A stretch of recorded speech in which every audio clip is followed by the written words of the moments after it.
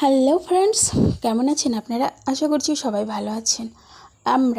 আমি আমার যা আমার মেয়ে যাচ্ছি কোথায়?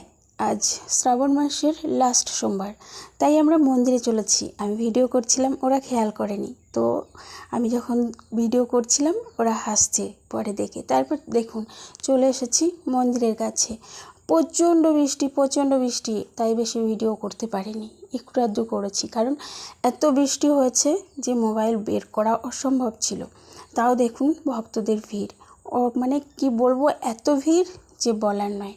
তো এই দেখুন সবাই, কত লোক এসেছে সবাই, কারণ এটা তো লাস্ট সোমবার, তাই না? তাই সবাই এসেছে।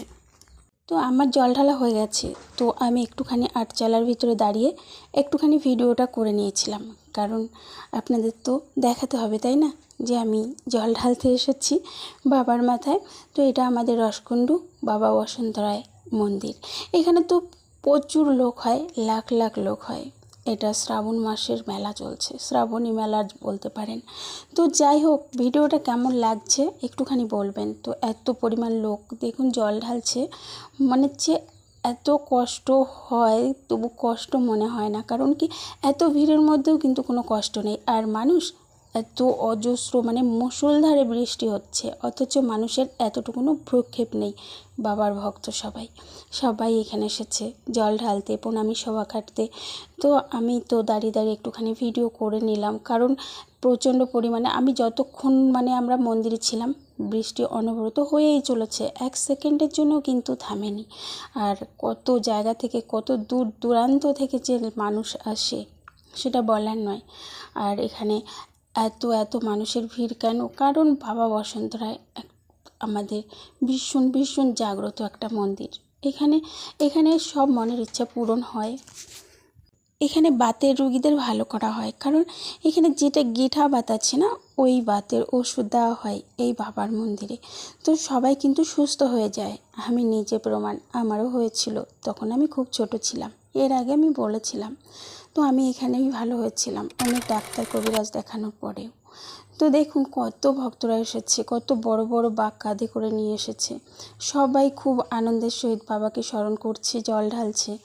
আর আমিও এসেছি জল ঢালতে, আর বাবা সবার মাথায় জল ঢালছে। মানে বাবার মাথায় আমরা জল ঢালছি, আর বাবা সবার মাথায় জল ঢালছে। দেখুন আমার মেয়ে দাঁড়িয়েছিল, ভিজে গেছে, আমরা পুরোপুরি ভিজে গেছি, এত পরিমাণ ভিজে গেছি যে কি বলবো। একেবারে পুরো, স্নান তো করেইছে আমার মেয়ে পুকুরে, বাট তারপরেও ভিজে গেছি গোটাই। কি করব, ভিজে গেছি। তো একটুখানি ভয় লাগছে মেয়েকে নিয়ে, কারণ ওর আবার একটু ঠান্ডার প্রবলেম আছে। তো কি করব, বাবার কাছে তো এসেছি। দেখুন কিভাবে বৃষ্টি হচ্ছে। আর সবথেকে কষ্টের কথা কি জানেন তো, আমার একটা জিনিস দেখে খুব কষ্ট লেগেছিল। কারণ যারা দোকান নিয়ে এসেছে তাদের এত কষ্ট কি বলবো। দেখুন আমি দূর থেকে একটুখানি ক্যামেরা করেছিলাম, এদের দোকানের সমস্ত কিছু একদম ভিজে গেছে যাকে বলে। সেই ভেজা কাকের মতো বসে আছে, দেখলে কষ্ট লাগছে। তো কি আর করা যাবে, ভিজে তো গেছি। কারণ বাবা তো সবাইকে স্নান করিয়ে দিয়েছে।